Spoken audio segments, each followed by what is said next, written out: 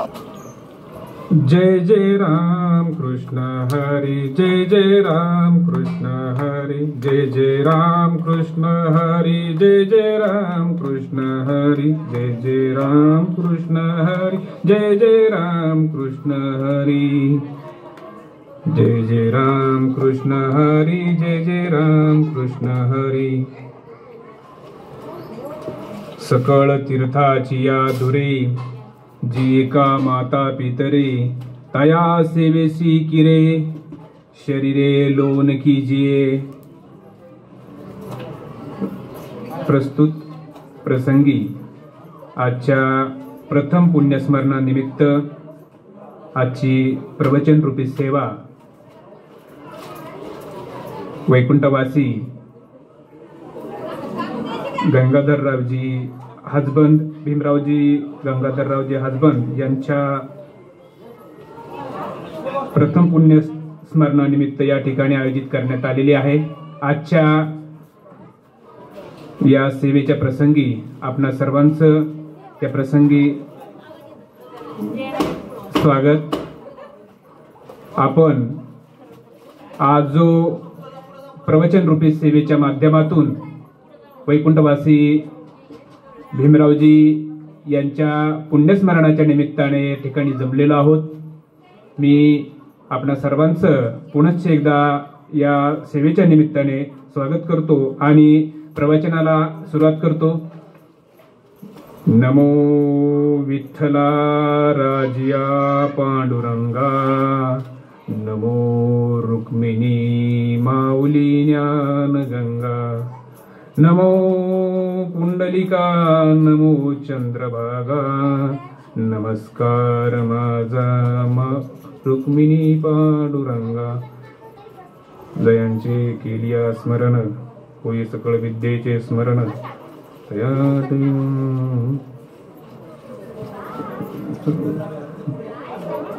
बोला पुंडलिक वरदे हरी विठ्ठल, श्री नामदेव तुकाराम, पंढरीनाथ भगवान की जय, सब संतन की जय, गुरु रविदास महाराज की जय।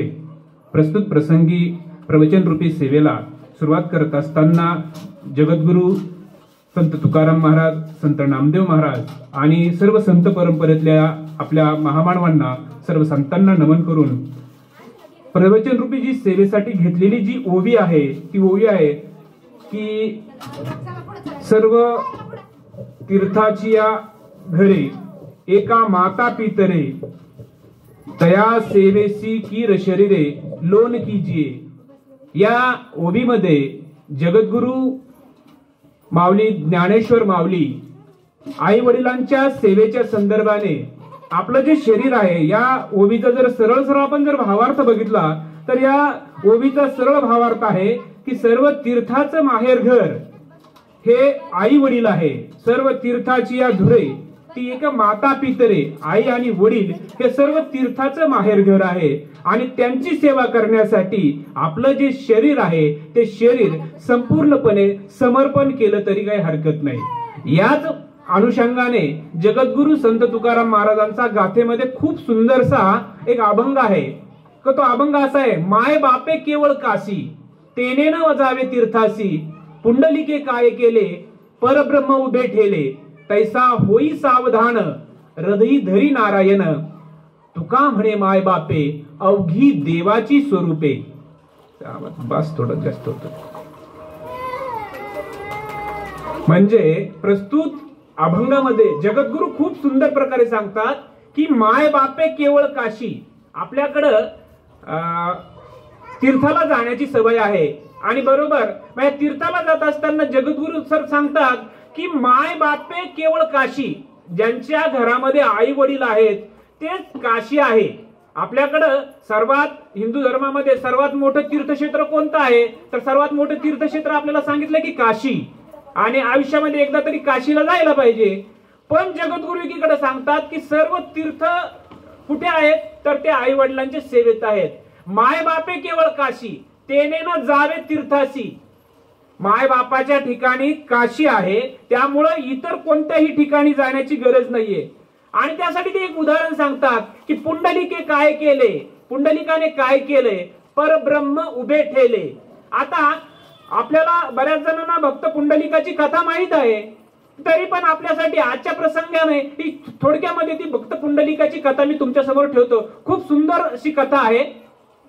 भक्त पुंडलिक, आपण पंढरपूरचं पांडुरंग विठ्ठल जे दैवत आहे, ह्या दैवताला संपूर्ण महाराष्ट्र आणि सर्वांनी प्रमाण मांडलेलं आहे. त्यापैकी एक जो भक्त आहे पुंडलिक, या भक्त पुंडलिकाची काय कथा आहे, तर भक्त पुंडलिक हा आई वडिलांचा एकुलता एक, त्याचा विवाह करून दिल्यानंतर सुरुवातीचा आपल्याला प्रसंग माहित आहे की स्वतःच्या पत्नीला तो इतका जीव लावतो आणि आई वडिलांना नंतर आपल्याला ती गोष्ट पण माहित आहे की बायको खांद्यावरी आई वडिलांच्या गळ्याला दोरी. आणि हा जो सगळा प्रसंग आहे, या प्रसंगानंतर हा पूर्वार्ध आहे, पण पूर्वार्धानंतर जेव्हा उत्तरार्धाकडे तो जातो त्यावेळेस त्याच्या लक्षात येतंय की ज्यावेळेस तो आई वडिलांच्या त्यांना काढून देतो, त्यांना मारहाण करतो आणि आई वडील निघून जातात, पत्नीच्या मोहापायी तो इतका लीन होतो किंवा त्या विषयाच्या वासनेमध्ये तो इतका लीन होतो की त्याला काही समजत नाही. आणि एक वेळ अशी येते की पत्नीचा आणि त्याचाही बनत नाही आणि मग ते दोघ जण विभक्त होतात. आणि मग तो चला आपण आता तीर्थयात्रेला जाऊया म्हणून तो काशीकडे निघतो. आणि काशीकडे जात असताना दर दिवस दर मुक्काम, एके दिवशी त्याचा मुक्काम हा काशीपासून एक 3 कोस अंतरपूर्वी कुकुर स्वामी असतात, त्या कुकुर स्वामीच्या मठामध्ये तो फार म्हणजे प्रचंड त्याचे हाल झालेले आहेत पायी चालून सुद्धा. आणि मग अशा अवस्थेमध्ये कुठेतरी पाणी मिळेल का, जेवण मिळेल का, या आशेने तो कुकुर स्वामीच्या मठामध्ये जातो. त्या ठिकाणी तो बघतो कुकुर स्वामी तिथे आहेत आणि ते एका कक्षामध्ये, एका रूम मध्ये ते आहेत आणि त्यांची हा बाहेर आहे. आल्यानंतर याची विचारपूस केल्या जाते, विचारपूस करून याला पाणी वगैरे दिलं जातंय आणि नंतर ते पुन्हा सेवेमध्ये जातात. हा बघतोय की हा कुकुर स्वामी जे आहेत ते सारखं त्या रूम मध्ये आहेत, काय करतात, माझ्याशी बोलतही नाहीत. आणि मग आल्यानंतर पुन्हा त्यांची चर्चा होते. ते म्हणतात इथून काशी किती अंतरावर आहे, ते म्हणे 3 कोस आहे. मग तुम्ही कधी काशीला गेलात का, म्हणे एकदाही नाही गेलो, मला काशीला जायची काही गरज पडली नाही. असं कसं, म्हणे काशी तीर्थक्षेत्राचं तर आपल्याकडे खूप महत्व आहे, तुम्ही काशीला जायला पाहिजे होतं. ते म्हणे माझी काशी आणि माझे विश्वेश्वर हे माझ्या जवळच आहेत. काशीला जे दैवत आहे की जिथं जो ईश्वर आहे तो त्या विश्वेश्वर आहे, तर माझे विश्वेश्वर इथं आहेत. तो म्हणतो मला दाखवा बघूया. तर तो बघतोय तर त्यांचे आई वडील आणि आई वडिलांची सेवा करत असणारे कुकुर स्वामी. आणि तो म्हणतो असं का तुम्ही आई वडिलांची इतकी सेवा करता, त्यांचे खूप वय झालेलं आहे त्यांना तर दिसत पण नाही, पण तुम्ही दिवसभर त्यांच्या सेवेत आहात. त्यावेळेस कुकुर स्वामी सांगतात की मला काशी आणि तिथे असणारे विश्वेश्वर यांना भेटायला जायची गरज नाहीये, कारण माझी काशी आणि माझे विश्वेश्वर हे माझे आई वडील आहेत. आणि मग याला थोडस पूर्वार्ध आठवतो की आपण आई वडिलांसोबत कसं वागलो, आईला कसं आपण काढून दिलंय, ह्या सगळ्या गोष्टी त्याला आठवतात. आणि आठवल्यानंतर त्याच वेळेस तो थोडा वेळ 1-2 दिवस त्या ठिकाणी चिंतन करतो, मनन करतो, झालेलं जे सगळं त्याला आठवतंय आणि प्रायश्चित्त करतो. आणि आई वडिलांच्या शोधामध्ये पुन्हा तो मग परत फिरतो. आणि परत फिरताना त्याला त्याच्या योगायोगाने त्याच्या आई आणि वडील दोघं परत सापडतात. आणि आई वडिलांना दोघांना तो परत एकदा घरी घेऊन येतो आणि घरी घेऊन येऊन त्यांची सेवा करतो. त्यांची सेवा इतकी करतो की साक्षात पांडुरंग विठ्ठल त्याच्या सेवेवरती प्रसन्न होतात. आणि साक्षात पांडुरंग विठ्ठल प्रसन्न झाल्यानंतर की ते रुक्मिणी आणि पांडुरंगाचा संवाद आपल्याला माहित आहे की रुक्मिणी सांगते की हा जो भक्त आहे पुंडलिक, हा इतकी आई वडिलांची सेवा करतोय की पृथ्वी तलावरती, भारत भूमीवरती, महाराष्ट्र भूमीवरती याच्यासारखा एकही भक्त असा नाहीये की जो आई वडिलांची इतकी सेवा करतोय, तुम्ही त्याला भेटायला गेलं पाहिजे. आणि ठीक आहे म्हणे. आणि मग साक्षात पांडुरंग विठ्ठल पंढरपूरला भेटीसाठी येतात. आणि भेटीसाठी आल्यानंतर ते म्हणतात भक्त पुंडलिका, मी तुझ्या भेटीसाठी आलेलो आहो, मला भेटायसाठी ये बाहेर. तर त्यावेळेस तो सांगतो की थांबा, मी माझ्या आई वडिलांची सेवा करत आहे, तुम्ही थांबा. मग त्या 1 तास होतो, 2 तास होतोय, 3 तास होतोय, पण ते काय त्याला भेटायला येत नाहीये. मग विठ्ठल पुन्हा म्हणतात की अरे मी इतक्या वेळचा उभा आहे, तू आताही मला भेटायला येत नाही, आणि मग मी कुठं थांबू? तर आपल्याला माहित आहे की ते एक वीट आहे, ती वीट पुंडलिक काय करतो, ही वीट फेकतात आणि काय करतात, त्या विटेवरती जी चंद्रभागा आहे, पंढरपूरला आपण सर्वजण गेलेलं असाल नसाल, पण त्या चंद्रभागेमध्ये ती वीट फेकतोय आणि त्या विटेवरती मग जो विठ्ठल उभा आहे, तर विठ्ठल किती दिवसापासून आहे तर आपल्याला माहित आहे, युगे 28 विटेवरी उभा वामांगी रुक्माई. म्हणजे आपल्या आई वडिलांची सेवा करत असताना त्या सेवेला खंड न पडू देता साक्षात ईश्वर भेटायला आलेला आहे, साक्षात पांडुरंग भेटायला आलेला आहे, तरी पांडुरंगाला भेटायला न जाता आपल्या आई वडिलांची जी सेवा आहे त्या सेवेमध्ये भक्त पुंडलिक हा पूर्णपणे तल्लीन होतो. म्हणजे कथेचा भावार्थ आहे, गोष्टीचा भावार्थ आहे की आपल्या आई वडिलांची सेवा याच ठिकाणी काशी आहे, याच ठिकाणी विश्वेश्वर आहे. हेच आम्हाला या प्रस्तुत प्रसंगी जी ओवी आहे माऊलीची, त्या माऊलीच्या ओवीतही सांगितलेलं आहे. आणि याला प्रमाण जगद्गुरूंनी जे सांगितलं आहे की माय बापे केवळ काशी, तेने न वजावे तीर्थाशी, पुंडलिके काय केले परब्रह्म उभे केले. परब्रह्माला म्हणजे साक्षात विठ्ठलाला उभं करून ठेवण्याचं काम भक्त पुंडलिकेच्या सेवेमध्ये आहे. आणि कुणाची सेवा केली आहे तर त्यांनी फक्त आई वडिलांची सेवा केलेली आहे. आणि तशीच सेवा आपल्या सर्वांकडून घडणं हे आजच्या प्रसंगी फार आवश्यक आहे. याच्या संदर्भाने आपल्याला जे 4 धाम सांगितलेले आहेत, वेगवेगळ्या धामाला आपण जातो. मागच्या वर्षी माझे बीडचे 4 सहकारी जे वृंदावनला गेले होते, वृंदावन आपल्याला माहित आहे, त्या वृंदावनला ते गेले होते. आणि वृंदावनला गेल्यानंतर त्या ठिकाणी त्यांना रात्रीचे जवळपास 11 वाजले होते दर्शन रांगेत. परंतु नंतर काय झालं, 11 वाजता म्हणजे त्यांना जायचं आणि 10:30लाच त्या ठिकाणी जे मंदिर आहे ते मंदिर बंद झालं. बंद झालं म्हणजे काय केलं होतं, असा हा जो पडदा दिसतोय ना तसा पडदा टाकून दिला होता. आणि मग हे म्हटल्यावर आम्ही खूप दुरून आलोत, महाराष्ट्रातल्या जालना बीड जिल्ह्यातून आलेलो आहोत, आम्हाला दर्शन होऊ दे. ते म्हणे अभी भगवान सो गए है. काय सांगितलं, अभी भगवान सो गए है, आता तुम्हाला दर्शन घेता येणार नाही. यांनी थोडी घाई केली, अरे मग काहीतरी पर्याय कर ना. थोडस त्याला बाजूला नेलं, ठीक है बोले आप क्या करो, सब 100 रुपये दो, आपको मैं दर्शन की व्यवस्था करता हूं. म्हणजे गोष्ट खूप छान आहे, वास्तविक प्रसंग आहे, वास्तवातला प्रसंग आहे. म्हणजे जो व्यक्ती म्हणत होता, जो पुजारी म्हणत होता की भगवान सो गए है, तो त्याला 100 रुपयाची हे जर दिली, म्हणजे 5 जण होते, 500 रुपये दिले, त्याने तो पडदा बाजूला काढला, यांनी दर्शन घेतलंय. सांगायचा जो अर्थ आहे की एकीकडं ईश्वराच्या किंवा ज्या प्रतिमा आहे त्या प्रतिमांच्या संदर्भाने जगद्गुरु काय म्हणतात की तीर्थी धोंडा पाणी देव रोकडा सज्जनी. संत तुकाराम गाथेमध्ये माणसाचा माथा सरळ करण्यासाठी अनेक अभंग आहेत. ज्याच्या घरी असेल गाथा त्याचा सरळ होईल माथा. म्हणून आपला जो माथा आहे तो माथा सरळ होण्यासाठी गाथा असावी. आणि त्या गाथेत काय म्हणतात जगद्गुरु की तीर्थी धोंडा पाणी देव रोकडा सज्जनी. तीर्थाच्या ठिकाणी काय आहे, त्या अभंगाचा अर्थ आहे की तीर्थाच्या ठिकाणी धोंडा, धोंडा म्हणजे काय, दगड, धोंडा म्हणजे दगड, तीर्थी धोंडा आणि पाणी. तीर्थाच्या ठिकाणी काय आहे, दगड आणि पाणी आहे. आपण आता कोणत्याही तीर्थाला गेलो तर बरोबर हेच आहे ना, तर वेगळं काय आहे, त्या ठिकाणी जे पाणी आहे त्या पाण्यालाच आपण तीर्थ म्हणतो. की मग ते आपण घरी बाटलीमध्ये घेऊन येतो, शिंपडतो वगैरे, त्यामध्ये गोमूत्र वगैरे, आणि त्याला तीर्थ म्हणून प्राशन पण करतो. पण जगद्गुरु सांगतात की तीर्थी धोंडा पाणी देव रोकडा सज्जनी. देव हा कुठं आहे, रोकडा. खरा देव कुठं आहे तर तो सज्जनांच्या ठिकाणी आहे.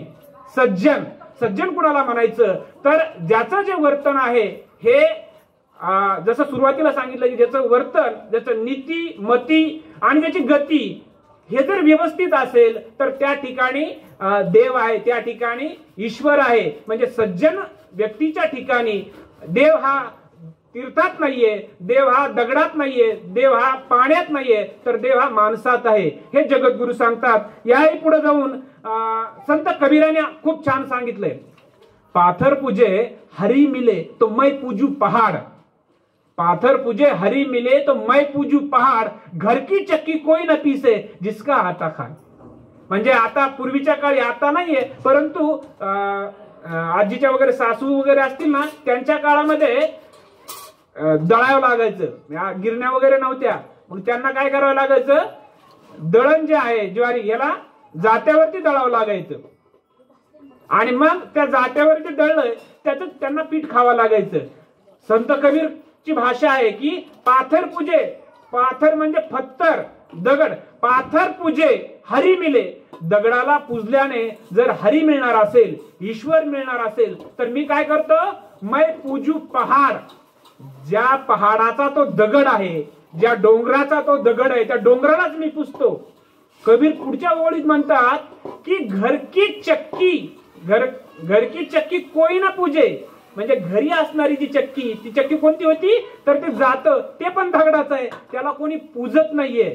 म्हणजे उपरोधिक पद्धतीने जगद्गुरु संत तुकाराम महाराज आणि संत कबीर प्रश्न करतात की आपण आपल्या आई वडिलांची सेवा करावी, इतरांची कुणाची सेवा करायची गरज नाहीये. आणि त्याच्यासाठी पुन्हा एकदा एक प्रमाण आहे, माटी का एक नाग बना के पूजे लोग लुगाया, जिंदा नाग जब घर में निकला ले काठी धमकाया. जिंदा बाप कोई ना पूजे मरे बाप पुजवाया, मुट्ठी भर चावल लेके कव्वे को बाप बनाया. संत कबीरांच्या ह्या ओळी तुम्हाला सर्वांना ऐकायला कानाला खूप गोड लागलेल्या आहेत, परंतु त्याचा अर्थ काहींना माहित आहे, पण काहींना माहित नाही, म्हणून तो अर्थ मी तुम्हाला सांगतो. पहिली जी ओळ आहे की माटी का एक नाग बना के पूजे लोग लुगाया. माटी म्हणजे मातीचा, माटी का एक नाग बना के, मातीचा नाग बनून कोण पुजतात, लोग म्हणजे माणसं, आणि लुगाया म्हणजे स्त्रिया. आपण कधी पुजतो नागाला, पुजता का नाही? हा, काकांनी सांगितलं कधी पुजतो, नागपंचमीला, बरोबर आहे. काय करतो आता, ठीक आहे, आपल्याकडे आता घर इकडे जे आलेत, पण जुने आपले मातीचे घर होते, तर आपण काय करायचो, असं नागाचं चित्र वगैरे काढायचो, बरोबर आहे. आता आपण काय करतो, रेडीमेड वगैरे आणून चिटकवतो. काही जण समजा आता ग्रामीण भागातले आहेत, त्या ठिकाणी वारुळाला जाऊन नागाला दूध वगैरे पाजतात का नाही. कबीर महाराज काय म्हणतात की माटी का एक नाग बना के पूजे लोग लुगाया, जिंदा नाग जब घर में निकला ले काठी धमकाया. म्हणजे चित्रात असणाऱ्या सापाला काय करतोय, दूध पाजतोय. आणि जर खरोखर जर साप निघाला घरामध्ये, असं म्हणतो का, अरे वा साप महाराज तुम्ही निघाले, खूप छान, चला तुमचं दर्शन घेऊ. करतोय का आपण सापाचं दर्शन घेतोय का घरात निघलेल्या? पण चित्रातल्या सापाला त्याला दूध, त्याला लाह्या, आणि जर खरा निघला तर काय, ले काठी धमकाय. अरे काठी आण लवकर, ते कोपऱ्यामध्ये काठी आहे, पिंट्या काठी आण. कशासाठी, तर त्या सापाला मारण्यासाठी. ले काठी धमकाया. हे नाही मला सांगायचं, आणि कबीर महाराजांना हे नाही सांगायचं. कबीर महाराजांना पुढच्या वेळी सांगायच्या, जिंदा बाप कोई ना पूजे मरे बाप पुजवाया. जिवंत आई वडिलांना जोपर्यंत घरात आहेत तोपर्यंत कोणी त्यांची सेवा करत नाहीये. त्यांना अपेक्षित काय असतंय, वेळेवर औषध, वेळेवर जेवण, काही अपेक्षा नंतर, आणि गोड बोला, एवढंच त्या जिवंत आई वडिलांची अपेक्षा आहे. परत एकदा सांगू, जिवंत आई वडिलांची घरामध्ये असणाऱ्यांची काय अपेक्षा आहे की त्यांच्याशी बोला, नातवांसोबत त्यांना हे करू द्या, आणि त्यांच्याशी बोलत राहा. त्यांना ही बाकी काही अपेक्षा नाहीये. कबीर महाराज पुढे काय म्हणतात की जिंदा बाप कोई ना पूजे मरे बाप पुजवाया. मेल्यावर मात्र, मग कबीर महाराज सांगतात की दर पितराच्या वेळेस त्यांच्या नावाने तांदूळ फेकले जातात. मुठ्ठीभर चावल लेके कव्वे को बाप बनाया. कावळ्यांना बाप, कावळ्यांना आई म्हणणारे आपण सगळे. कबीर महाराज म्हणजे प्रखरपणे सांगतात की हे अपेक्षित नाहीये, तर जिवंत असताना आपल्या आई वडिलांची सेवा करा, हेच अपेक्षित आहे. याच्यासाठी एक छोटीशी कथा तुमच्या पुढे ठेवतो, जी आपण सर्वांनी ऐकलेली आहे. अगदी छोटी कथा आहे, शहरातलं उदाहरण आहे. आई वडिलांच्या बाबतीमध्ये जर संस्कार केले नसले तर हा एक वर्तमानपत्र पण आहे, आपल्या सर्वांना वाचता येते. आईच्या अंत्यसंस्काराचा व्हिडिओ बनवून पाठवा. म्हणजे जर मुलांवरती संस्कार जर योग्य नसतील, शिक्षण संस्कार ही फार महत्वाची गोष्ट आहे. आजच्या काळामध्ये आपल्या मुलावरती योग्य संस्कार आणि त्यांना योग्य शिक्षण देणं अतिशय काळाची गरज आहे.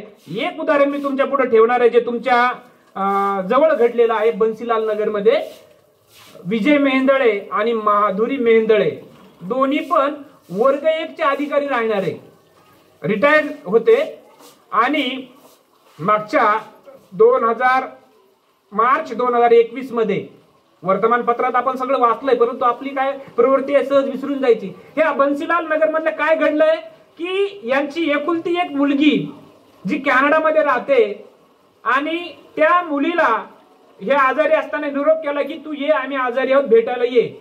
मुलीने बिलकुल आली नाही. एक प्रसंग असा आला की त्या फ्लॅटमध्ये दोघं पण वारले. आता फ्लॅटची संस्कृती, बंधू फ्लॅटला दार बंद होतं, आतमधून क्लोज केलेलं. 10 दिवस तो दोघांच्या डेड बॉड्या जागेवर खुर्चीवर पडून होत्या. नंतर आजूबाजूला असणारे यांना पण काय देणं घेणं नाहीये बंद फ्लॅट मध्ये, परंतु वास येऊ लागला आणि म्हणून त्यांनी काय केलं, पोलिसांना कळवलं की हा फ्लॅट मधून वास येतोय. पोलीस आले, त्यांनी ते चेक केलं, दार लॉक होतं. त्यांनी ते दार तोडलं आणि दार उघडून बघतात तर आतमध्ये आई आणि वडील दोघांच्या पण डेथ बॉडी आहेत. PM वगैरे केलं, रिपोर्ट वगैरे केला आणि बघितलं आणि मुलीला कॉन्टॅक्ट नंबरवरून कळवलं की असं असं घडलंय. मुलगी म्हणले मी येऊ शकत नाही. म्हणजे 10 दिवस झाले आई वडील मृत पावलेत, संवाद नाही. दुसरं एक उदाहरण आहे जे फार गाजलंय, डॉक्टर गोदमगावकर अंबेजोगाईचे, त्याच्या मागच्या वर्षीचं. त्यांचं तसंच आहे, खूप शिकले. अंबेजोगाई मध्ये असणारे हे गोदमगावकर नांदेडमध्ये मोठं हॉस्पिटल टाकलं. स्वतः MD, मुलाला MD केलं, मुलीला MD केलं. मुलगी अमेरिकेत, मुलगा अमेरिकेत, दोघं तिकडे सेटल झाले, दोघांची लग्न झालेत आणि अशातच हे इकडे छान राहू लागले. परंतु जो खरा सहारा आहे, पत्नी वारली गोदमगावकरांची आणि त्यांना एकुलता एकटेपणा वाटू लागला आणि म्हणून त्यांनी काय केलं, मुलाला फोन केला, अरे बाळा एक 15 दिवसासाठी तू इकडे येऊन जरा राहा बरं, मला करमत नाही. आता तुझी आई गेली ना तर मी फार एकटा पडलोय, तू ये. जे मुलं आई आईच्या अंत्यसंस्काराला मुलगा आला नाही, मुलगीही आली नाही. आता गोदमगावकरांवरती वेळ होती, ते म्हणे ठीक आहे तुम्ही इकडे येणं शक्य नाही ना, मला तरी तिकडे बोलवा. पप्पा तुम्हाला इकडे ऍडजस्ट होणार नाही. काय उत्तर आलं मुलाकडून, पप्पा तुम्हाला इकडे ऍडजस्ट होणार नाही, तुम्हाला करमणार नाही म्हणे, तुम्ही नका येऊ इकडे, आपण बोलत जाऊ. शेवट असा झाला की गोदमगावकर एका वृद्धाश्रमामध्ये राहू लागले, कारण एकटेपणा माणसाला खायला उठतो. आणि मग त्या वृद्धाश्रमामध्ये राहत असताना एक दिवस गोदमगावकरांची शेवटची इच्छा होती की माझ्या मृतदेहाला माझ्या मुलाने अग्निडाग द्यावा, आपल्याकडे म्हणतो ना पाणी पाजावं. गोदमगावकर गेले, जे वृद्धाश्रमवाले होते त्यांनी निरोप पाटीलला मेल केला की तुमचे वडील गेलेले आहेत आणि वडिलांची अशी इच्छा आहे की तुम्ही त्यांच्या अंत्यसंस्काराला अग्निडाग द्यावा. मुलाचं उत्तर फार भयंकर आलं, माझ्याकडे काही प्रोजेक्ट आहेत हातामध्ये, आता वडील इतके दिवस राहिलेच होते ना, आता गेलेच आहे, तर चालेल तुम्ही आता बाकीचं सांभाळलं ना, आता हे पण करून घ्या, त्याचं व्हिडिओ शूटिंग करा आणि नंतर मला पाठवून द्या. वास्तवात अंबेजोगाई शहरामध्ये घडलेली घटना आहे, आपण फार दूर नाहोत. आपण बन्सीलाल नगरची सुद्धा घटना सांगितली. मुलं संस्कारित असणं, त्यांना शिक्षण देऊ, पण शिक्षणाबरोबर संस्कार देणं फार महत्वाचं आहे. आणि संस्कारासाठी आपल्याकडं फार गरजेचं आहे. आणि संस्कार कुठं मिळतील, तर संस्कार हे आपल्या संगतीत मिळतील, त्यांना वाचनातून मिळतील, त्यांना आपल्या कौटुंबिक जिव्हाळ्यामधून मिळतील. आणि म्हणून हे काय कुठं शिकवले जात नाहीत, तर हे आपल्या वाचनातून आपण जसं वागतो तशी आपली मुलं वागत असतात. म्हणून आपलं जर वर्तन आदर्श असेल तर मुलं सुद्धा तसं वागतात. हा जो प्रसंग आहे हा प्रत्येकाच्या हृदयाला पिळवटून टाकणार आहे. आणि म्हणून आम्हाला आपली मुलं ही संस्कारित करण्यासाठी, शिक्षित करण्यासाठी त्यांच्यावरती लक्ष देणं फार गरजेचं आहे. कारण ज्या मातेनं लेकुराचे हित वाहे माऊलीची चित्त ऐशी कळवळ्याची जाती करे लाभे विन प्रीती. माऊली जी आहे, आई जी आहे, ज्या आईला म्हणजे त्या मुलासाठी गर्भधारणेपासून तिच्या खाण्यावर बंधनं येतात. तिनं हे खायचं नाही, तिनं आंबट खायचं नाही, तिनं जास्त तिखट खायचं नाहीये. व तिला जर नसेल तर कधी कधी पाण्यामध्ये चुरून तिनं भाकर खायची आहे. कुणासाठी? तर पोटात असणाऱ्या गर्भासाठी, पोटात असणाऱ्या बाळासाठी. इतकं आणि शेवट आता तर हे झालंय की त्या बाळासाठी ती इतकं जपते, खाण्यापिण्यापासून सगळं कुठं जाण्यासाठी का? कारण माझं जे बाळ आहे त्या बाळाला म्हणजे जन्म देण्या अगोदरच ती त्याची इतकी काळजी घेते. आणि शेवट ज्यावेळेस म्हणजे डिलिव्हरी व्हायची आहे त्यावेळेस तर कधी कधी तिला तिचं स्वतःचं पोट फाडून त्या बाळाला जन्म द्यावा लागतोय. इतकी आईच्या ज्या वेदना आहेत, आईचं जे आहे की म्हणून जगद्गुरूंनी सांगितलं की लेकराचे हित वाहे माऊलीचे चित्त ऐशी कळवळ्याची. जो कळवळा आहे तो फक्त आईच्या ठिकाणी आहे, तो फक्त वडिलांच्या ठिकाणी आहे. आणि म्हणून आई वडिलांचे हे जे सगळे कष्ट आहेत, आई वडिलांचे हे जे सगळे जे हाल आहेत, आई म्हणून तिने केलेलं जे आहे याचं मोल कोणत्याही आर्थिक रूपात नाही देता येणार, कोणत्याही पैशाच्या स्वरूपात देता येणार नाही. तर त्याच्यासाठी त्या मुलांनी त्या आई वडिलांच्या सोबत त्यांची सेवा करणं हेच महत्वाचं आहे. आणि ह्यासाठी तुका म्हणे माझे तुम्हा संतावरी ओझे.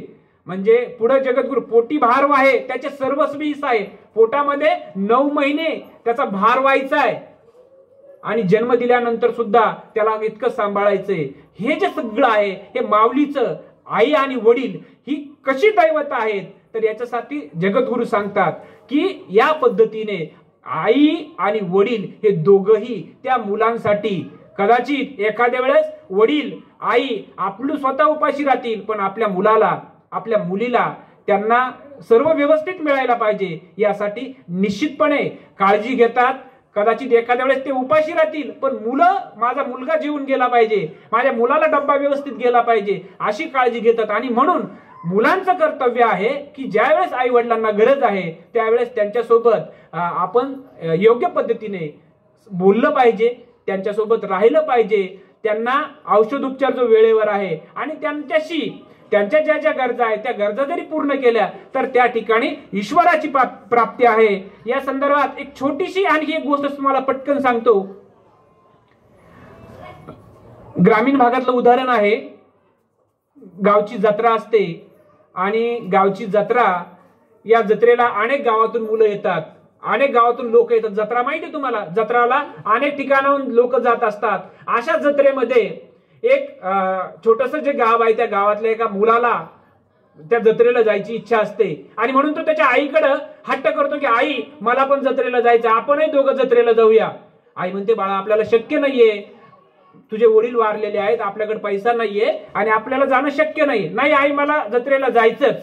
मुलगा हट्ट करतो, म्हणजे ठीक आहे मी आता 7 दिवस कामाला गेलेलेच आहे, उद्या काय होईल बाजार आहे, बाजारच्या दिवशी काही माझी जे रोजंदारी आहे ती रोजंदारी येईल, त्यातले 10 रुपये तुला देते, तू ते घेऊन बाजाराला जा, जत्रेला जा. तो ठीक आहे. दुसऱ्या दिवशी ज्या दिवशी जायचंय मुलगा खूप आनंदी होतो. जवळपास एक 10 ते 12 वर्षाचा मुलगा आहे, त्याला जत्रेची आवड आहे आणि जत्रेला जाण्यासाठी तो तयार होतो. रात्री झोपतानाच आता मी उद्या जत्रेला जाणार आहे. आई पण त्याची जी उत्साह आहे ती पण त्याचा उत्साह बघते. दुसऱ्या दिवशी सकाळीच लवकर उठते, तो आंघोळ वगैरे करतोय. जेवायला बाळा तू काय कर जेवून जा. नाही आई मी तिथं जेवतो, मला सोबत दे. अरे नाही बाळा काय कर घरून जेवून जा, तिथं काय खायचं तर खा पण घरून जेवून जा. पण आई काय करते, चुलीवरती पटकन भाकऱ्या करते आणि ठेचा वाटते, थोडस दूध गरम करते पातेल्यामध्ये त्याच्यासाठी आणि त्याला तो लगेच आईच्या समोर बसतोय आईच्या आग्रहापोटी जेवण्यासाठी. ताटात आई त्याला भाकर वाढते, ठेचा वाढते आणि दूध घेण्यासाठी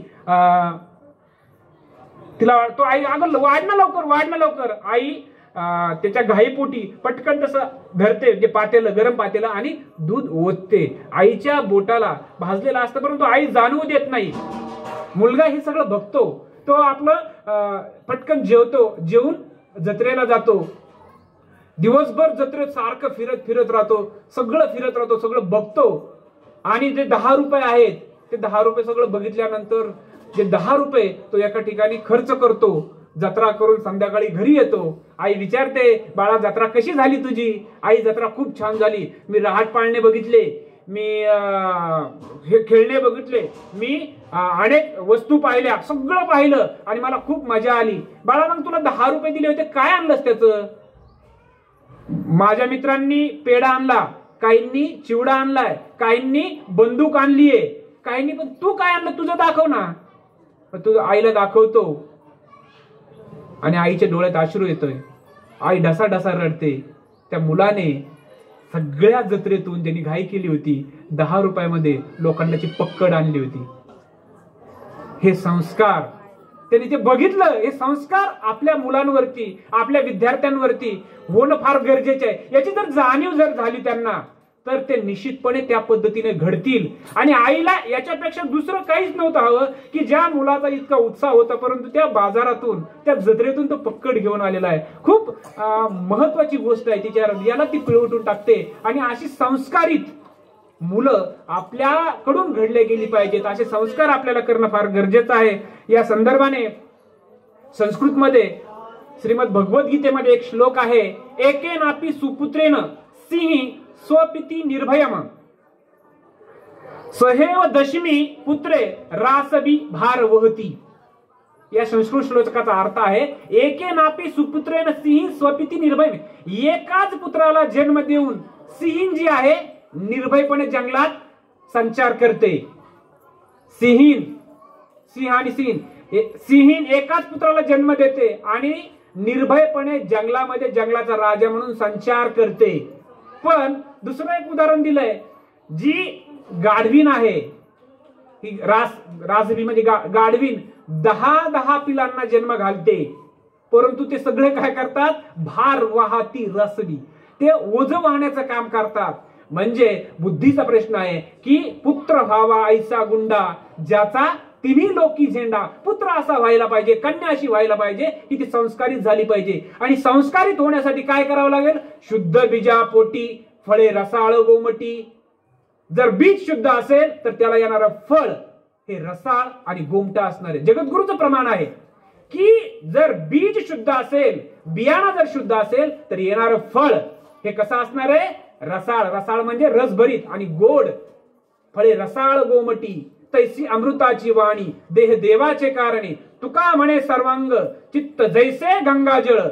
जर आम्हाला एक सोपं उदाहरण सांगतो तुम्हाला पटकन लक्षात येण्यासाठी शुद्ध बीजाचं. आपण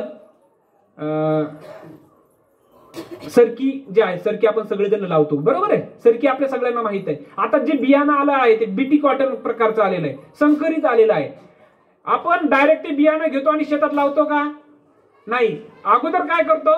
उन्हाळ्यामध्ये त्या शेताची नांगरणी करतो, बरोबर आहे, वखरणी करतो. त्याच्यात जर तण असेल, कापशा वगैरे असतील, काशा, त्या सगळ्या वेचून घेतो. म्हणजे वखरणी, नांगरणी, मोगडणी सगळं, त्याच्यातलं सगळं तण वेचून घेतो आणि पावसाची वाट बघतो. पाऊस पडायच्या अगोदर फुली पाडतो. फुली कळतं ना? फुली पाडतो आणि फुली पाडल्यानंतर बरोबर आपण पाऊस पडल्यानंतर लगेच ते बियाणं त्या ठिकाणी लावतो. नंतर लावून थांबतो का? काही दिवस वाट बघतो. नंतर त्याला जर पाऊस पडला तर ठीक आहे, नाहीतर त्याला बरोबर काही दिवसांनी त्याला खत टाकतो. पुन्हा थोडंसं मोठं झाल्यावर त्याला औषधाने फवारण्या करतो. जर गवत आलं की पुन्हा खुरपणी करतो, कोळपणी करतो. किती महिन्याचं पीक आहे? फक्त 4. सांकेतार्थ आहे, फार महत्वाचा आहे. 4 महिन्याच्या पिकासाठी आपण त्याची इतकी काळजी घेतो. जी मुलगी आपल्याला आयुष्यभरासाठी आहे, त्यांच्यावरती संस्कार करण्यासाठी आपल्याला लक्ष द्यावं लागणार आहे. त्यांच्यावरती संस्कारासाठी वेळ द्यावा लागणार आहे आणि त्यांना चांगलं शिक्षण देण्यासाठी, चांगले संस्कार करण्यासाठी कुणाला करावं लागणार आहे? ते आई वडिलांना करावं लागणार आहे. जगद्गुरु पुन्हा सांगतात, आपुलिया हिता जो असे जागता, धन्य माता पिता तयाची या, कुणी कन्यापुत्र होती जी सात्विक, तयाचा हरिक वाटे देवा. आपल्या हिताच्या ठिकाणी जे जागृत असतात. आता तुम्ही जागृत नाहीत का? आता झोपलेले आहात का? डोळे उघडे आहेत, परंतु डोळे उघडे आहेत म्हणजे जागृत नाहीये. मी म्हणत नाहीये, जगद्गुरु म्हणतात, संत तुकाराम महाराज म्हणतात की आपुल्या हिता जो असे जागता धन्य माता पिता तयाची या. आपल्या हिताच्या ठिकाणी जे जागे असतात, जे जागृत असतात, त्यांच्या आई वडिलांना धन्यता. धन्य माता पिता तयाची या. काय होईल अशा कुळी कन्या पुत्र. आता पुन्हा एकदा मामा जगद्गुरूंनी लिहिताना इतकं भयंकर पद्धतीने आणि इतकं मौलिक लिहिलेलं आहे की बघा, सुरुवात करताना कसं आहे, कन्या पुत्र, कुळी कन्या पुत्र. शब्द कसा आहे, पुत्र कन्या नाहीये, अगोदर कन्या. कुळी कन्या पुत्र होती जी सात्विक, जे सात्विक असतील, जे संस्कारित असतील आणि जे चांगले असतील, तयांचा हरीक वाटे देवा. अशी जर मुलं चांगली निपजली तर त्यांचा हरीक, त्यांचा आनंद कुणाला वाटतोय, साक्षात देवाला. तयाचा हरीक वाटे देवा. आणि म्हणून आम्हाला आमच्या हिताच्या ठिकाणी जागृत राहण्यासाठी, संस्कार आपल्या मुलावरती करण्यासाठी सतत लक्ष ठेवावं लागणार आहे. त्यांचे मित्र कोणते आहेत, त्यांची संगती कोणती आहे, खूप महत्वाचं आहे. आपण सर्वजण एकदा भजन करूया. गोपाला गोपाला देवकी नंदन गोपाला, गोपाला गोपाला देवकी नंदन गोपाला. चला सगळेजण, गोपाला गोपाला देवकी नंदन गोपाला, गोपाला गोपाला देवकी नंदन गोपाला, गोपाला गोपाला देवकी नंदन गोपाला, गोपाला गोपाला देवकी नंदन गोपाला. संगतीचं महत्व सांगत असताना संत रविदासांची शिष्या जगद्गुरु संत तुकाराम महाराजांप्रमाणेच त्यांच्यानंतर संपूर्ण भारतभर ऐसा चाहू राज जहां मिले सबन को अन्न, छोटा बडा सब संबसे रविदास रहे प्रसन्न, हा विचार देऊन ज्यांनी अनेक राजे, म्हणजे ह्या अभंगाचा की ऐसा चाहू राज, मी अशी राज्य व्यवस्था इच्छितोय की जहां मिले सबन को अन्न, ज्यांना ज्या ठिकाणी सगळ्यांना अन्न मिळेल, वस्त्र मिळेल, ज्या मूलभूत, जहां मिले सबन को अन्न, छोटा बडा सब संबसे, सर्व समानता असेल, रविदास रहे प्रसन्न. आणि या रविदासांची शिष्या होती जी राजपूत असणारी चितोडची महाराणी संत मीराबाई. आणि मीराबाईला काय झाली, संत रविदासांच्या सहवासात आली. गुरु मिलिए रविदास अब न रहूंगी अटकी, गुरु रविदास मुझे दिए ज्ञान की गुटकी. गुरु रविदासांनी मला ज्ञानाची गुटकी दिलेली आहे, ज्ञान दिलेलं आहे, त्याच्यामुळे मी आता अडकून राहणार नाही. त्या संत मीराबाई ज्या चितोडच्या महाराणी आहेत, त्या युवराज्ञीला त्यांच्या दरबारामध्ये ती एका राजाची मुलगी, जिला युवराज्ञी आपण म्हणतो, चितोडच्या महाराजाची, संगतीचा काय परिणाम आहे ते संगतीचा परिणाम सांगून पुढे जाणार आहे. काय होतंय की या राणीकडे आपल्याला माहिती की दासी असायच्या, अनेक दास्या होत्या. याच्यापैकी एक ज्येष्ठ दासी होती. त्या दासीने एक दिवस तिच्या 16 वर्षाच्या मुलाला दरबारात घेऊन आली. आणि ही जी दासी होती ती कुणाकडे काम करायची, तर ती युवराज्ञी जी संत मीराबाई आहे, मीराबाईकडे काम करायची. आणि त्या मुलाने जवळपास युवराज्ञीचं वय 18 ते 20 असेल, पण ह्या 16 वर्षाच्या मुलाने, ज्या दासीचा मुलगा, त्याने तिला बघितलं आणि काम वासना जिवंत झाल्या. या मुलाने तिला बघितल्यानंतर तिचं जे सौंदर्य आहे सगळ्या गोष्टीला तो भाळला गेला. आणि त्याला ही गोष्ट माहित आहे की ही राजाची मुलगी युवराज्ञी आहे, हे शक्य नाही, तरी त्याची इच्छा झाली. आणि तो दिवसभर दरबारात थांबल्यानंतर, त्या आईसोबत थांबल्यानंतर पुन्हा संध्याकाळी घरी आला. आई पण आली.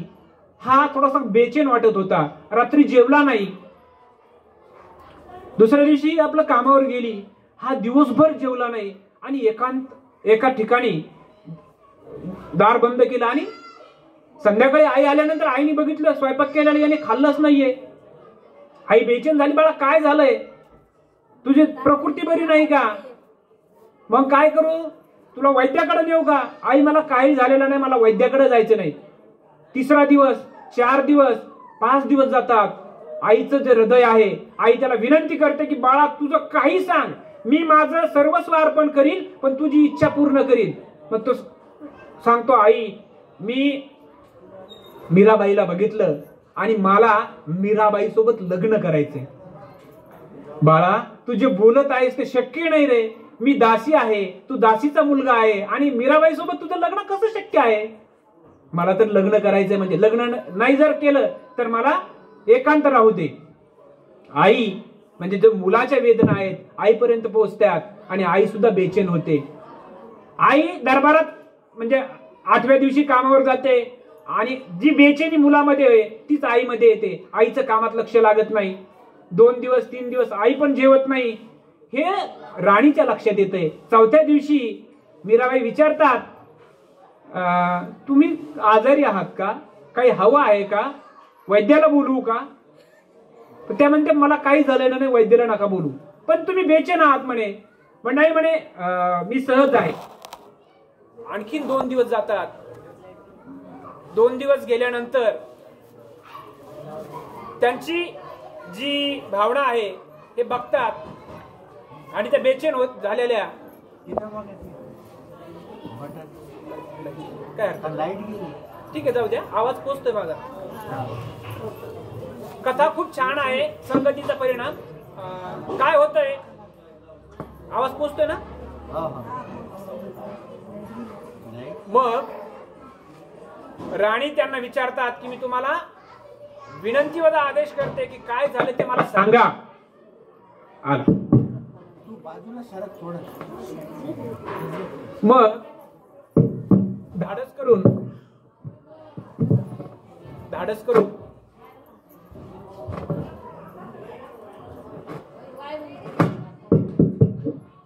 चला भजन करूया. गोपाला गोपाला देवकी नंदन गोपाला, गोपाला गोपाला देवकी नंदन गोपाला, गोपाला गोपाला देवकी नंदन गोपाला. सगळे भजन करा. गोपाला गोपाला देवकी नंदन गोपाला, गोपाला गोपाला देवकी नंदन गोपाला. मग ती तुम्हाला विनंती करते किंवा आदेश देते, मला काय झालं सांगा. ती म्हणते महाराणी मला अगोदर वचन द्या की तुम्ही माझ्यावर रागवणार नाही किंवा मला शिक्षा करणार नाही. नाही म्हणे शिक्षा वगैरे काही करणार नाही. सांगा. माझा मुलगा 15 दिवसापूर्वी दरबारात सोबत आला होता आणि त्या दिवशी त्याने तुम्हाला बघितलं आणि त्या दिवशी त्याने म्हटला की मला त्याला तुमच्यासोबत लग्न करायची इच्छा आहे. हे शक्य नाहीये परंतु त्याची तशी इच्छा आहे. युवराजनीचं उत्तर आहे, मीराबाईचं उत्तर आहे. असं आहे का म्हणे, काही हरकत नाही म्हणे. काय करा, उद्या त्याला दरबारात घेऊन या, माझ्या महालात त्याला घेऊन या, मी त्याच्याशी बोलते आणि नंतर आपण ठरवू. दासीच्या थोडस बरं वाटतं दासीला की एकुलता एक मुलगा, जर नाही झाला तर तो काही करेल किंवा माझा पण जीव जगायचं काही नाहीये. आणि राणीने ऐकलंय. दुसऱ्या दिवशी सकाळी 11च्या वेळेस मुलगा आणि दासी 2 जण येतात. युवराजनी म्हणतात ठीक आहे ये, बसवतात त्याला आणि म्हणतात की काही हरकत नाही, तुझी इच्छा आहे ना, फक्त एक काम गोष्ट करावी लागेल, तुम्हाला एक वचन दे. म्हणे हो कोणतंही वचन द्यायला तयार आहे, तुम्ही काही म्हणा म्हणे, मी द्यायला तयार आहे.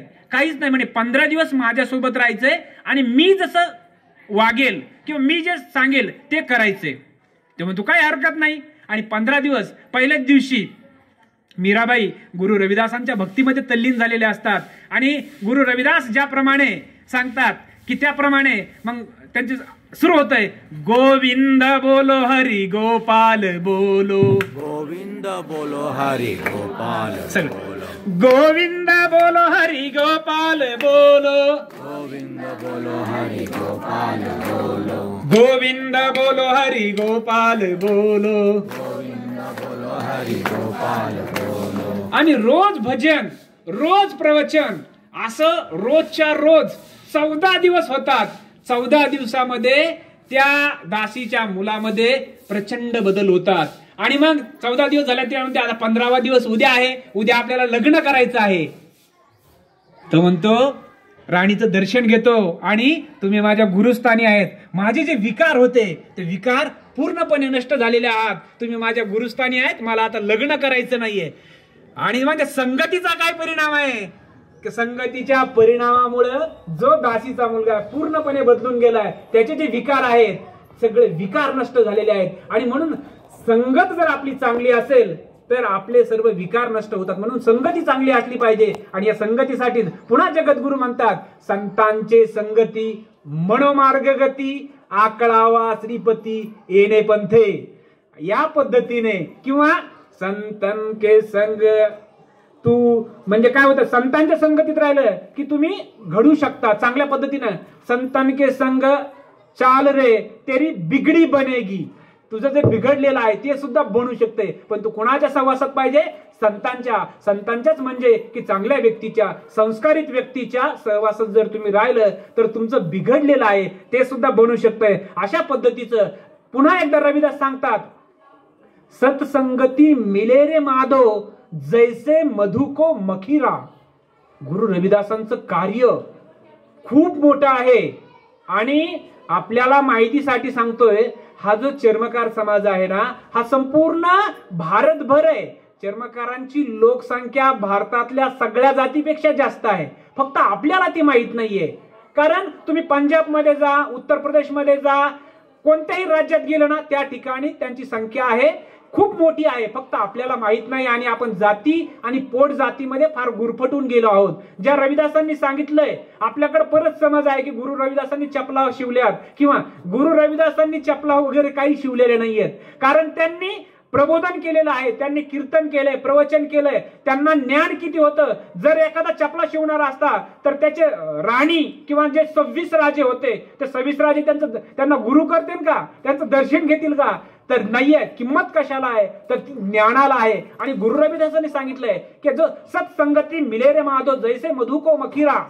आपल्याला मखिरा आणि मधु हिंदीतलं ब्रिज हिंदी आहे, त्यामुळे आपल्याला माहित नाही. त्याचा अर्थ आहे की जर तुम्हाला माहित आहे की जी मधमाशी आहे ही काय करते, ते पाणी आणि कुठंतरी त्या एक झाडावरती गोड असा मध तयार करते. त्या पोळाला कुठून तयार करते? साखरेपेक्षा पण गोड आहे ना. फक्त ती या निसर्गामध्ये जे जे आहे त्याला वेचते आणि वेचून त्या जो मध बनवते, त्या मधाच्या पोळ्याला जर कोणी दगड मारला तर तिथं उभा राहिला तर काय होईल? काय होतात? त्या माशा तुटून पडतात. मग संघटित असणं, एकत्र असणं किती गरजेचं आहे आणि संगती आपली चांगली असणं किती गरजेचं आहे हे आपल्याला निश्चितपणे याच्यामधून सहजपणे लक्षात येतंय. आणि म्हणून ज्ञानाचं महत्व, शिक्षणाचं महत्व सांगत असताना पुन्हा एकदा गीतेमध्ये एक संस्कृत श्लोक आहे, न चोर हार्यम नच राजहार्यम नच भातृभाज्यम नच भारकारी व्यकृतवर्धक एवं नित्यधन विद्याधन सर्व प्रधान.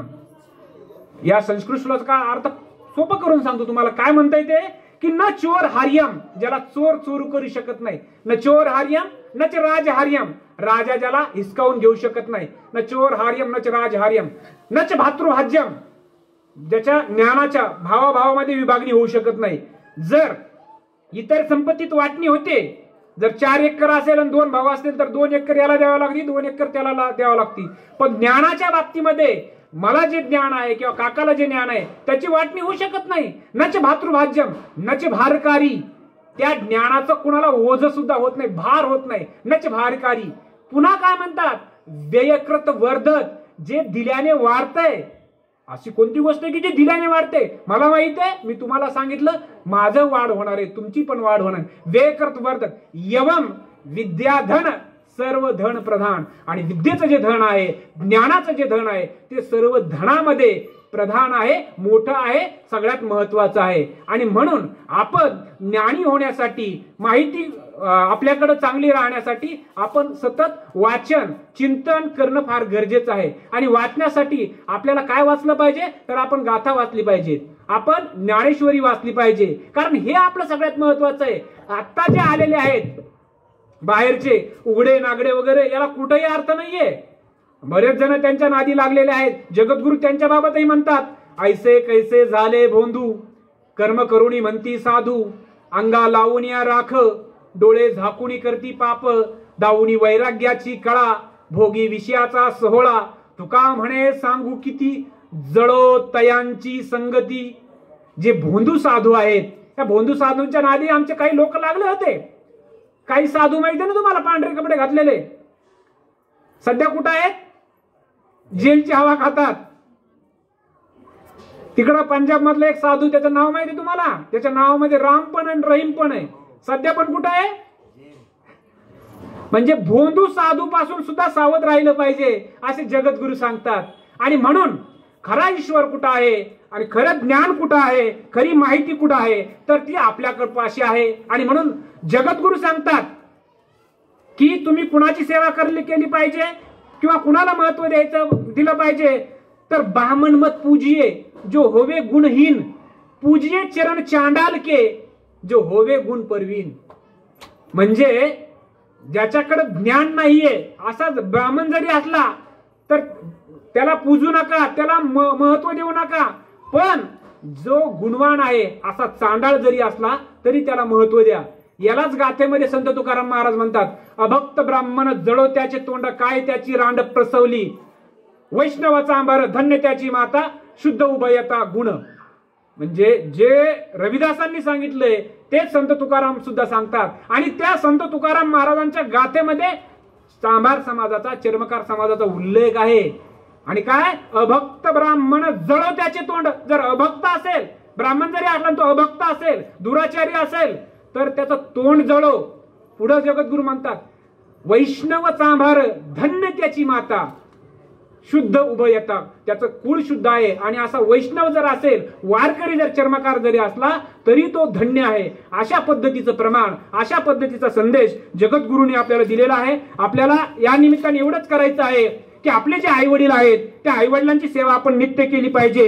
आणि काम हीच सेवा आहे, आपलं काम हीच सेवा आहे. आपण जे पण काम करू त्या कामामध्ये पूर्ण निष्ठेने आपण जर जे काम करतो, मी शिक्षक आहे तर मी माझ्या विद्यार्थ्यांना संपूर्णपणे ज्ञान देणं. काका आता समजा महसूलमध्ये होते, त्यांनी त्यांचं काम पूर्ण करणे. देशाच्या सीमेवर असणारा जो सैनिक आहे, ज्याला जी कर्म दिलेली आहेत ती कामं आपण पूर्णपणे जर केली तर निश्चितपणे त्याच ठिकाणी ईश्वर आहे, कामात पूजा आहे. जगद्गुरु त्यासाठी सांगतात, माणसाकडे संपत्ती असणं फार गरजेचं आहे, पैसा पाहिजे, फक्त तो संस्कार सुद्धा पाहिजेत. संतती आणि संपत्ती यामध्ये गल्लत व्हायला नको. एक ओळ आहे ती पुन्हा रिपीट करील, संततीसाठी संपत्ती कमविण्यापेक्षा संपत्ती निर्माण करणारी संतती घडवा. वाक्य थोडं अवघड आहे. संतती आणि संपत्ती पुन्हा पुन्हा आलंय. संततीसाठी संपत्ती, पैसा कमवण्यापेक्षा संपत्ती निर्माण करणारी, ज्या मुलांनी तुमच्या संपत्ती निर्माण केली पाहिजे अशी संतती, अशी मुलं घडवा. आणि याच्यासाठी जगद्गुरु सांगतात, जोडोनिया धन उत्तम व्यवहारे, उदास विचारे वेच करी, उत्तमची गती तो एक पावेल, उत्तम भोगील जीव खाणी. तुम्ही धन जोडा, पण ते कसं, उत्तम व्यवहारातून, चांगल्या व्यवहारातून जर तुम्ही ते कमवलं तर निश्चितपणे ते फार महत्वाचं आहे. आणि म्हणून अगदी शेवटच्याकडे जात असताना आपल्याला आपले जे व्यवहार आहेत ते व्यवहार शुद्ध असले पाहिजे. ज्या जगद्गुरु संत तुकाराम महाराजांमुळे छत्रपती शिवाजी महाराज घडलेत, तेच छत्रपती शिवाजी महाराज ज्यावेळेस त्यांना नजरानं भेट करतात त्यावेळेस जगद्गुरूचे उद्गार आहेत की मला काय नको, तुमचे वित्त धन ते माझं मृत्तिके समान, कंठी मिरवा तुळशी आणि व्रत करा एकादशी. तुम्ही जे मला धन देत आहात ना ते मला नकोय, ते मला मृत्तिका म्हणजे वाळलेल्या गवताच्या काडी एवढे. काय करा, व्रत करा एकादशी, 15 दिवसाला फक्त एकादशी उपवास करा. आणि कंठी मिरवा तुळशीची जी माळा आहे ती माळा गळ्यात घाला, एवढंच अपेक्षित केलेलं आहे. आपण जे सोमवार, 16 सोमवार, किती गुरुवार आपल्याकडे बरेच आहे ना, हे सांगितलं नाही, याला प्रमाण नाही या गाथेमध्ये. आपल्याकडे हरितालिका नावाचा उपवास आहे. का करतात, तर बाया करतात म्हणून आम्ही करतो. कशासाठी, काय पुराणात काय माहित आहे का आम्हाला, कुणी सांगताय का? 2च मिनिटात आपण शेवटाकडे जाणार आहोत. फक्त का करता हरितालिका उपवास, करता का नाही? काय झालंय, आपल्याकडे मेंढ्यासारखी प्रवृत्ती आहे, फलाण्याने केलं ना मग आपणही करायचं. काय जाणून घ्यायचं नाही का करायचं, तर वाचायचं नाही, सतत मोबाईलवर चॅटिंग, घर की कहाणी, इतक्या वाजता त्या वाजता तेच आपल्याला चित्र दाखवतात. मालिका वगैरे शहरात फार वाढलंय. सतत मोबाईल मध्ये मुलं कार्टून बघतात. आता जर मुलगा असेल ना तर बऱ्याच वेळेस काय करतात, मुलाला ते कार्टून लावून देतात. मग मुलगा काय करतो, कार्टून बघतो आणि आई त्याचं इतर काम करते. इतकी प्रवृत्ती वाढली, त्याची नजर चाललेली आहे, हे व्यसन लागलेलं आहे. जसं दारूचं व्यसन आहे ना तसंच त्या मुलांना व्यसन लागलेलं आहे. तुम्ही बघा ग्रामीण भागात सुद्धा इतकी व्यसनाधीनता वाढली आहे की सतत अनेक मुलं त्या मोबाईलवरचे गेम बरं घरात आल्यानंतर आई जवळ एक मोबाईल आहे, वडील मोबाईल वरच आहेत, त्यांचं सारखं चालू आहे, चॅटिंग करणं चालू आहे मित्रांशी वेगवेगळं, आणि घरातल्या मुलाला बोलत नाहीये. आणि अपेक्षा काय आहे की माझ्या मुलांनी मोबाईल खेळू नये, मोबाईलचे गेम खेळू नये.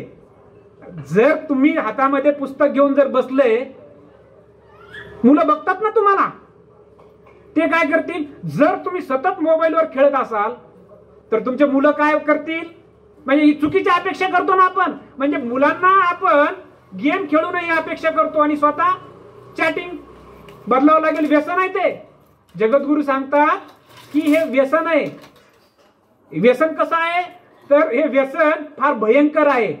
व्यसनाच्या बाबतीमध्ये संत रविदासांनी सांगितलंय की मदिरा का पीजिए जो चढे सो उतराय, ज्ञान महारस का पीजिए जो चढे सो कभी ना उतराय. ज्ञानाचा तुम्ही मदिरा काय पिता, जी पिल्यानंतर संध्याकाळी उतरते ती प्यायची गरज नाहीये.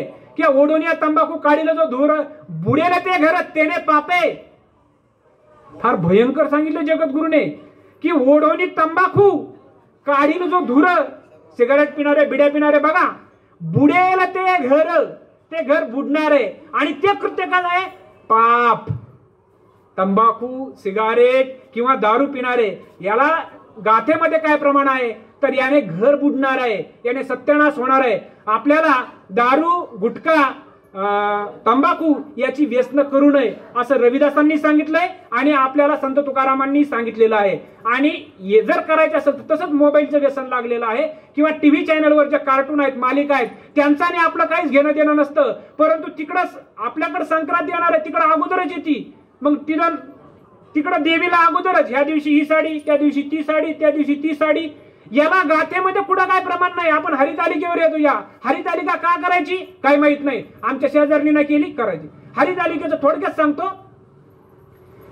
शंकरांना प्रसन्न करण्यासाठी पार्वतीने, कुमारी होती पार्वती, आजीला आता पटलंय. पुराणात काय आहे ते सांगूया. पुराणात याचा अभ्यास केल्यानंतर लक्षात आलंय की पार्वतीला शंकराला प्रसन्न करून घेण्यासाठी तिने ते शेतामध्ये तो उपवास केला, हरितालिका. आणि शंकर तिला प्रसन्न झाले. म्हणजे पार्वती कशी होती, बिना लग्नाची, तिला कुमारिका, म्हणजे पटकन लक्षात येईल. आणि पार्वतीने तो उपवास केला, ते व्रत केलं, शंकर तिला प्रसन्न झाले आणि कुमारी असणाऱ्या पार्वतीचा शंकरासोबत विवाह झाला. त्याच्यानंतर पुढच्या वर्षी पार्वतीनं तो उपवास केला नाही. तो उपवास अशासाठी आहे, जी कुमारिका आहे तिला जर एखादा शंकर पाहिजे असेल तर त्या शंकराच्या प्राप्तीसाठी तिनं आता करायचा. आता जर आम्ही करत असू तर आहे तो शंकर दरवर्षी नवीन शंकर.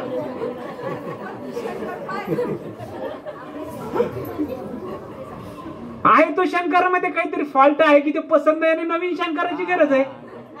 बरं आम्हाला माहित नाही, आम्ही बी काय लागते पान, फळो, पानो सगळे आणून देतो. निसर्गाची आहे. बरं माता भगिनींनो, सगळे बंधन तुम्हालाच आहे. समजा कुणी बी एखादा पुरुषाची लग्न झालेलं, याला काही पुरावा आहे का त्याचा तुम्हाला? हे बघा जुन्या काळामध्ये, आता पण जर बैल जे गुरु आहे ते जर उन्मत्त झालं तर त्याचं काय करायचे, त्याला व्यसन टोचायचे. बरोबर आहे. आमचं काही टोचलंय का? आम्हाला व्यसन पाहिजे. व्यसनाला व्यसन घालायला पाहिजे. पण काय, आणि तुम्हाला गुलामीत आहेत, पण तुम्हाला तुमच्या गुलामीचा अभिमान आहे. तुमच्या नाकात आहे, तुमच्या कानात आहे, सगळं टोचलंय सगळं तुम्हाला. तुमच्या पायात जोडवे घातलेत, तुमच्या पायात चैन घातलेत. हे बंधन आहेत का अलंकार आहेत, विचार करायची गरज आहे. घालू नका म्हणणार नाही, पण विचार करा. तुमची गुलामी आहे, तुमच्या गुलामीलाच काय होतं इतक्या भयंकर पद्धतीने. आणि गाथेमध्ये, संत तुकाराम महाराजांच्या गाथेमध्ये, ज्ञानेश्वर माऊलीच्या ज्ञानेश्वरीमध्ये याला कुठंच काहीच प्रमाण नाहीये. आपण काय करतो, कोणतं तरी ज्या वेदांना नाकारलं जगद्गुरूंनी, वेदांचा तो अर्थ आमासीच ठावा येरांनी व्हावा भार माथा. किंवा रविदास म्हणतात की चारी वेद करो खंडती, जन रविदास करे दंडोती. चारी वेदांचं खंडन केलंय. आणि रविदासांनी सांगितलेले अभंग, जगद्गुरूंनी सांगितलेल्या अभंगाची गाथा, संत नामदेवांची गाथा, संत तुकारामांची गाथा, ज्ञानेश्वरी, याच्यामध्ये याला कुठंच काही प्रमाण नाहीये. तुम्ही तुमच्या गुलामीला ओळखा, जागे व्हा, सावध व्हा. कारण तुमच्यापैकी एकीला जरी उभा केला आणि सांगितलं रक्तदान करायला चल, तुम्ही काय होत लायक ठरत नाहीत रक्तदान. कळतं ना का? तुमचा HB जो हिमोग्लोबिन आहे तो फार कमी आहे, त्यामुळे तुम्ही रक्तदान करू शकत नाही. आणि तुमचं रक्तदान किंवा HB कमी असण्याचं कारण आहे की तुम्ही उपवास किती व्रतवाई माहिती का? 2500 व्रतवैकल्य आहे. सोमवार, मंगळवार, बुधवार, प्रत्येक वार आहे. शुक्रवार कोणाचा असतो? कोणत्या? बरेच जण करताना. याला प्रमाण नाही, कोणताच उपवास करू नका असं गाथा सांगते. फक्त 15 दिवसाची एकादशी करा. पण तुम्ही 16 सोमवार, गुरुवार, त्याचं उद्दीपन, तिला पसरवायचं, टीव्हीचे दाखवलं ते तिकडे घेऊन चालता, विचार करत नाहीये. त्यांचा तो धंदा आहे. टीव्ही वाल्यांचा काय तो धंदा आहे, त्याला तुम्ही बळी पडता. याच्यासाठी काय करावं लागणार आहे? आम्हाला वाचावं लागणार आहे. धर्माचे पालन करणे, पाखंड खंडन याचे आम्हा करणे काम, बीज वाढवावे नाम, तीक्ष्ण उत्तरे हाती घेऊन बाण फिरे, तुका म्हणे सान थोर. आणि आम्हाला धर्माचं पालन करत असताना जे कर्मकांड आहे, ज्या चुकीच्या गोष्टी आहेत त्या सुद्धा बाहेर काढल्या पाहिजे. त्या चुकीच्या गोष्टी बाहेर काढण्यासाठी आता पुन्हा एकदा सांगतो, ज्या वेळेस हे झालंय का? ठीक आहे, संपूया 5 मिनिटात. शेवटाकडे जातो.